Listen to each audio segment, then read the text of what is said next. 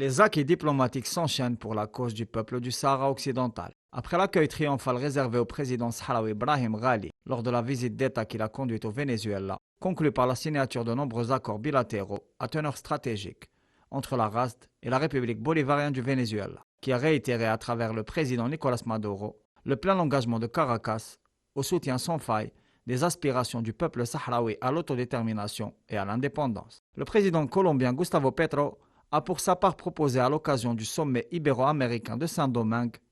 la nécessité de construire des ponts avec le continent africain. Le mandataire colombien a également demandé l'élargissement de ce cadre multilatéral à la nation sahraoui, en dotant la RASD du statut d'observateur afin de réparer ce qu'il a qualifié d'injustice. Pour rappel, la première décision en matière de politique étrangère de Petro, après son investiture à Bogota, a été la relance des relations diplomatiques entre son pays et la République arabe sahraoui démocratique. Le président colombien a énoncé ses propositions en face du roi d'Espagne et du chef du gouvernement Pedro Sánchez, coupable d'un revirement aux antipodes des responsabilités historiques et internationales de Madrid,